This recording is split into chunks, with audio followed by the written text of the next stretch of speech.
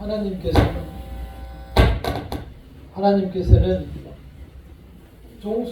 종살이하던 이스라엘 백성을 출애굽시키면서 이제 아름다운 가나안 땅으로 보내셨습니다.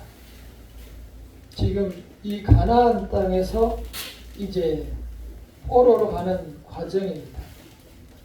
그들이 처음 가나안 땅에 들어갈 때 당부 말씀을 하셨습니다. 들어가서 모두를 진멸하라. 남녀노소를 다 죽이라. 사랑의 하나님께서 이러한 명령을 하셨습니다. 사랑의 하나님께서 왜 그랬을까요? 그쪽 사람들은, 가나안 기존 주민들은 바알신을 만들어 놓고 많은 재산을 달라고 기도를 하고 있었고, 또한 다산의 신, 많은 자식을 달라고 아세라 신들을 섬기고 있었고, 옆에 민족들은, 암몬 족속들은 자기들의 큰아들을 불에 태워 죽이면서 신에게 축복을 구하고 있는 그러한 지역이었습니다. 당연히 하나님이 선택한 백성들을 보호하기 위해서 들어가면 그들을 다 죽이라고, 죽이면 내가 다 책임지겠다고 했으나 죽이지 않고 죽이지 못하기도 하였습니다. 하나님의 말씀을 어김으로부터 가나안 땅의 삶이 시작됩니다. 하나님의 말씀을 듣지 않는 그들을 하나님께서는 가만두지 않고, 왜냐하면 하나님의 말씀을 따르지 않으면 결국 이 백성들이 틀림없이 그대로 따라할 것이다. 이렇게 알고 계셨기 때문입니다. 그래서 수차례 선지자들을 보내서 그렇게 하면 안 된다. 그리고 돌이키라라고, 내 말씀대로 따라오라라고 수차례 요구를 했으나 듣지 않았습니다. 결국 오늘 말씀은 이 말씀을 듣지 않은 결과 징계가 시작되는 그러한 상황입니다.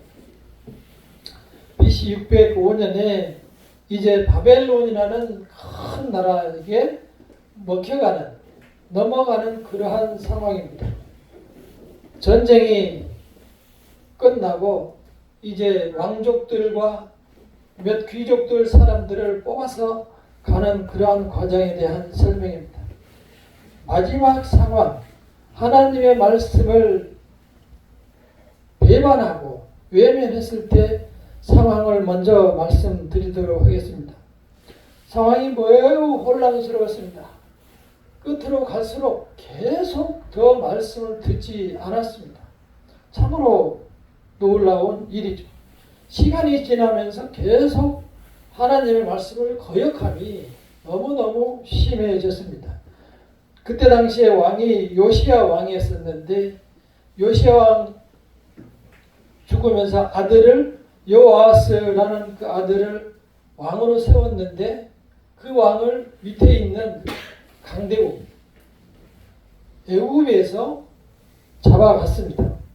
다시 잡아가자 그 아들 여호야김을 왕으로 세웠는데, 그 여호야김은 오른쪽 강대국, 위에 강쪽 강대국 바벨론에서 다시 잡아갔습니다. 그 아들 8살인 여호야긴을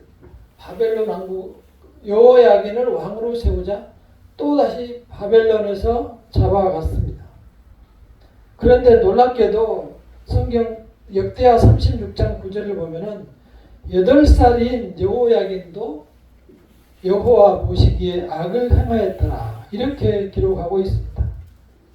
그러니까 사람들이 온통 타락하고, 조금 전에 말씀드린 가나안 땅의 풍습을 다 배워서 이제 마치 우리의 풍습인 것처럼 그렇게 즐기고 있는 그러한 상황이 되어버렸어요.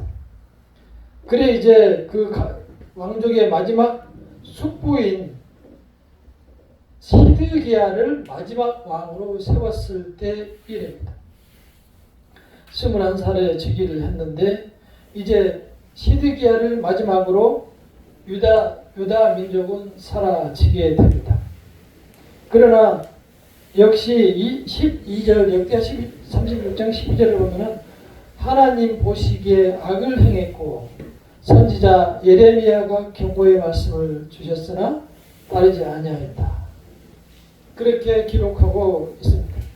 심지어는 지금 바벨론에서 이 잡아가는 악명 높은 느부갓네살이라는 그 왕이 통치를 하고 있는데 그 왕이 너가 제발 하나님 앞에 사죄하라라고 오히려 바벨론 왕이 그 느부갓네살 왕이 이스라엘 유다 왕에게 이야기를 했는데도 듣지 않았습니다. 사실상 역사적으로 보면 느부갓네살 왕은 하나님의 도구로 사용되고 있습니다.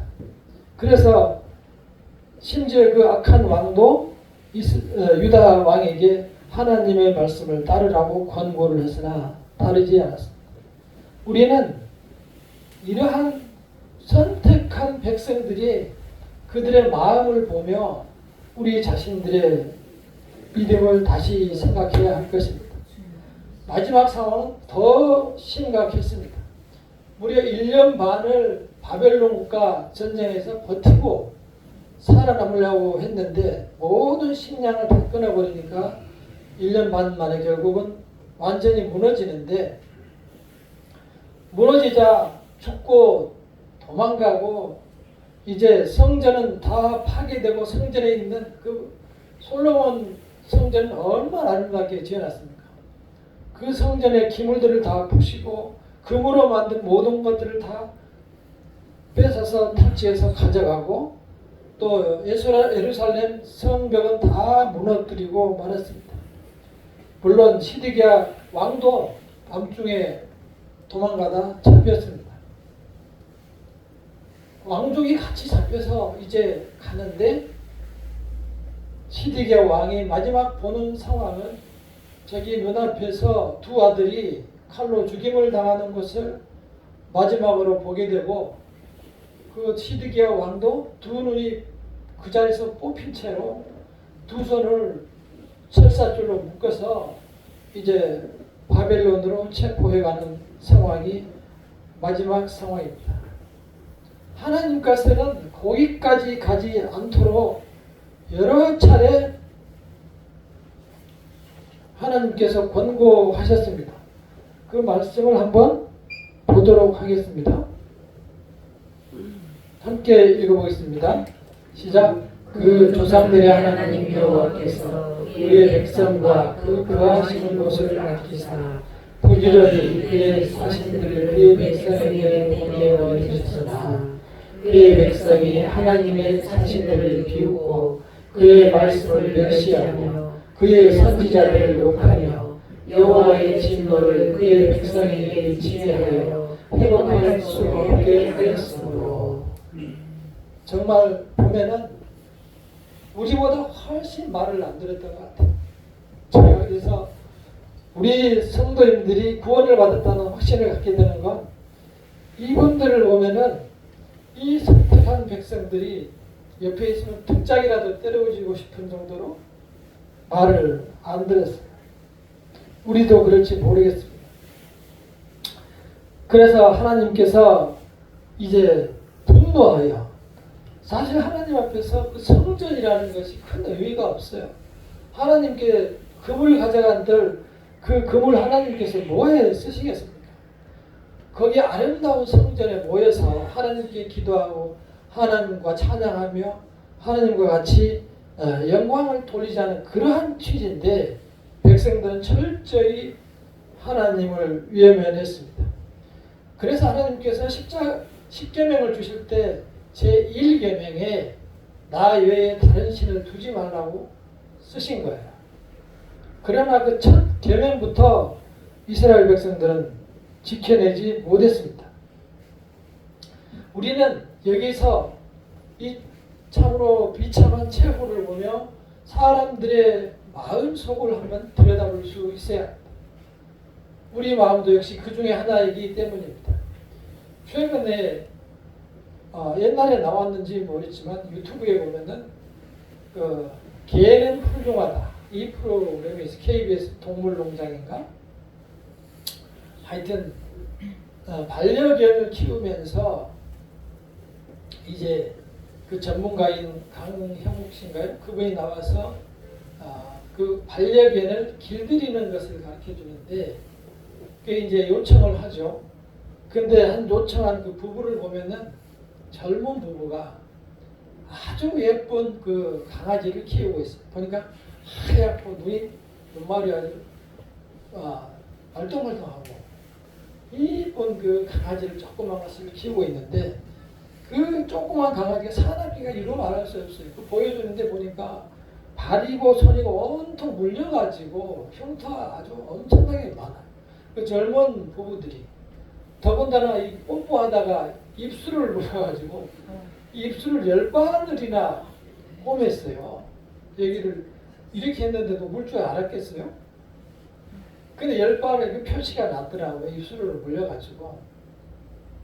그게 이제 그 신청을 해서 치료를 받는데 강형욱 씨가 그걸 고치는데 그거는 분명해요. 가르치는 사람을 보면은 사람과 개를 분명히 하게 가르친다. 그래서 그 개를 길들일 때 보면은 발로 툭툭 차버립니다. 발로 팍팍 밀어버리고 툭툭 차버리니까 이제 처음에는 덤비다가 나중에 깨갱이 도망가는데 도망가면서 주인을 쳐다보니까 그 주인이 그 입술을 물린 주인이 울고 있어요. 불쌍하더라고요. 제가 나를 보면서 살려달라고 하는 것 같다고 하면서 그걸 보고 울고 있더라고요. 저는 그러한 사람의 마음을 제가 설명하기가 어려웠어요. 그래서 생각을 많이 해봤어요. 왜 그럴까? 왜 그럴 것 같아요? 사람들이 사랑하는 대상이 생기면 이성을 잃어버려 관계를 파악하지 못해요. 누가 주인이고 누가 종인지 누가 개이고 누가 사람인지 구분 못합니다. 우리 옆집에도 개가 있는데 자기 개는 안 먹는다고 안 한다고 하는데 우리만 가면 죽일 듯이 그 개가 달려들어가지고 물으려고 해서 매우 조심스럽게 그 집을 지나가는데 당연히 개는 주인을 안 물죠. 개는 나무를 물죠. 사람에게 무엇을 맡기고 무엇을 주고 내가 판단할 수 있으면 사람들은 온통 모든 것이 다 자기 것으로 알고 자기 마음대로 모든 것을 하려고 하고 또 그렇게 생각하고 그렇게 행동합니다. 전쟁이 나는 것도 다 마찬가지입니다. 우리는 그러한 사람들의 결말이 얼마나 비참한가를 성경을 통해서도 우리가 깨닫게 됩니다. 그러나 사람의 운명은 내일을 알 수 없는 것입니다. 하나님께서는 모든 것을 끝까지 다 보고 완전하신 하나님이니까 끝까지 연말까지를 다 보고 말씀하시고 이스라엘 백성에게 지도하고 안내를 했습니다. 그러나 따라가지 않았습니다. 그래서 이제 오늘 나온 말씀을 보면서 지혜를 얻고자 합니다. 이제 다니엘을 보면은 이 다니엘은 우리 최다니엘 들어보세요. 다니엘은 뜻을 정했다.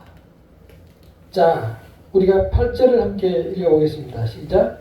다니엘은 뜻을 정하여 왕의 음식과 그가 마시는 포도주 자기를 더럽히지 아니하리라 하고 자기를 더럽히지 아니하도록 환관장에게 구하니. 우리가 보기에는 세상이 참으로 아름답게만 보이지만 세상이 그렇지 못합니다. 우리는 이 세상을 살아가며 하나님의 자녀로 살기로 내 자신이 결단을 해야만 살아내고 헤쳐나갈 수가 있습니다. 이제 오늘 보면은 사실 다니엘이 현재의 상황을 보면은 정말 비참하게 자기의 왕은 눈이 뽑힌 채로 가 있는, 그리고 왕족들과 그 귀족들은 다 손이 묶인 채로 바벨론으로 끌려간 그러한 상황. 가서 목숨이 살면 다행이고 어디서나 밥이나 얻어먹으면 다행이나 되는 그러한 상황인데, 그래도 그 왕이 은혜를 베풀어서 그 중에서 우리 다니엘처럼 얼굴이 잘생긴 사람, 지혜와 지식이 충만한 사람, 그런 사람들을, 청소년들을 저 나이에 뽑았어요. 뽑아서 이제 교육을 시킨 다음에 자기들 나라의 관료로 쓰거나 아니면 식민지의 통치자로 이제 활용하려고 뽑았다는 거죠. 그래서 언어를 교육시키고 문화를 교육시키고 학문을 교육시키고 보면은 왕궁에서 주시는 식사를, 그리고 술을 먹게 만들고, 그 다음에 창씨 개명을 해서 이름도 바꾸고, 이렇게 이제 완전히 바벨론 사람으로 만들어가는 그러한 작업을 시작한 때입니다. 그러나 다니엘은 결단을 했습니다. 그러한 사실을 다 알고 난 후에 다니엘은 결코 왕의 음식으로 나를 더럽게 하지 않겠다, 이렇게 결단을 했습니다. 하나님께서 너가 결단해라 이렇게 말하지 않았습니다. 그러나 다니엘은 내가 하나님을 믿으니, 우리에게는 하나님이 주인이시니 내가 그 하나님을 믿고 하나님께 결단을 하겠다, 스스로 결단을 했습니다. 그래서 안 먹겠다 했습니다. 그리고 다른 청년들은, 다른 소년들은 다 왕의 음식과 왕의 포도주를 줄 때 우리 잡혀간 사람 4사람, 이 다니엘과 하나냐와 미사엘과 아사랴, 우리에게는 채식과 물만 주라 그랬어요. 근데 우리가 채식과 물만 주면은 건강하죠. 근데 살이 안 쪄요. 그러니까 이제 그 환관장, 그들을 관리하는 그 환관장이 겁이 났습니다. 너희들을 지금 왕이 키우라고 했는데 왕이 주는 고기와 술을 안 먹으면 너희들이 삐쩍 마를 텐데 어떻게 내가 그걸 책임을 지겠느냐. 그랬더니 다니엘이 또 한 번의 결단을 합니다. 그러면 시험을 하십시오. 근데 이 다니엘의 결단을 잘 볼 필요가 있습니다. 다니엘이 그럼 우리를 시험하십시오라고 할 때 하나님께서 그 기회에 너가 시험해라 라고 말하지 않았어요. 그러나 하나님을 믿고 다니엘은 우리를 시험하십시오. 열흘간만 채소하고 물만 우리한테 먹게 하십시오. 그리고 비교하십시오. 대단한 믿음이죠. 사실 이 말씀이 제대로 안 돼서 저처럼 삐쩍 말라버린다거나 하게 되면 이제 그 환관장은 어떻게 되고 다니엘과 그 친구들은 어떻게 되겠어요? 바로 잘리게 되는 거죠. 죽게 되는 거죠. 근데도 다니엘은 자기를 지키겠다는 그 결단으로 모든 것을 걸었습니다. 소위 말해서 포로 주제에, 어린아이 주제에 왕에게 모든 것을 걸었습니다. 그리고 하나님께도 걸었습니다. 내가 이 11회 테스트에서 안 되면 죽는 거 하나님이 아시죠? 하나님이 책임을 지시죠. 그래 하나님께 걸었습니다. 열흘 후에 이제 꺼내서 다른 아이들과 비교를 해보니 얘들이 얼굴이 훨씬 뽀얗고 얼굴에 살이 찌고 더 아름다웠어요. 그래서 하나님께서 큰 축복을 내려주시는데 우리가 뒤에 17절을 한번 읽어볼까요? 1장 17절 시작. 하나님이 이 내 소년에게 학문을 주시고 모든 사정을 깨닫게 하시고 지혜를 주셨으니 다니엘은 또 모든 환상과 꿈을 깨달아 알라. 이 소년에게 학문과 지식과 서덕을 깨닫는 지혜를 주셨고 다니엘에게는 보너스로 환상과 꿈을 깨닫는 능력을 주었습니다. 결국은 우리가 이 다니엘의 결단 뒤에 있는 하나님을 보게 됩니다. 하나님께서는 이미 그 끝에 가 계시는 겁니다. 자, 우리가 9절을 다시 한번 읽어볼까요? 9절 시작. 하나님이 다니엘로 하여금 환관장에게 은혜와 긍휼을 얻게 하시니라. 우리 다니엘이 결단을 했지만 그 뒤에서 하나님이 다 바치고 계신 거예요. 다니엘이 떨어지거나 실수하면 내가 다 붙들고 있다 하는 역사를 인도하신 하나님께서 책임지겠다. 그렇게 뒤에서 기다리고 계신 거예요. 이 참으로 묘하게 8절과 9절에 다니엘은 뜻을 정했고 하나님께서는 그 뒤에서 형통하게 은혜와 긍휼을 베풀고 계셨던 겁니다. 우리의 구원과 우리의 삶도 마찬가지입니다. 우리가 2026년은 이제 출발을 하게 됩니다. 내일 일을 그리고 우리가 계획하는 모든 사업을 어떻게 될지 하나도 알 수가 없습니다. 그러나 그곳에 그 시간에 하나님이 이미 가 계시고 그 결과까지 다 알고 계세요. 하나님께서는 모든 것을 다 준비해 놓은 상태고 문제는 우리가 그 믿음으로 목숨을 걸 만큼 믿음을 가지고 하나님 앞에 나아가느냐 결단을 하느냐 이 믿음을 우리에게 필요로 하는 것입니다. 다니엘은 그 결단으로 놀라운 하나님의 능력을 체험하게 됐고 결국은 이 나라에서 소위 포로가 와서 그 나라에서 총리가 되는 성경 속에 훌륭한 인물이 되었고 역사 속에 실존한 인물이 되었고 그래서 다니엘이라는 그 이름은 서양에서도 6번째로 많이 불리는 이름이라고 합니다. 우리가 이 다니엘로 변화시키는 그러한 이 세상을 한번 보시길 바랍니다. 다니엘이라는 이름을 이 나라에서 벨드사살이라고 이름을 고쳤어요. 그 벨드사살에서 벨이라는 뜻은 그 나라의 바벨론의 신을 얘기하고 그 다음에 드사살은 나의 신이 보호한다 이 뜻이에요. 그러니까 벨이라는 신이 나를 보호한다.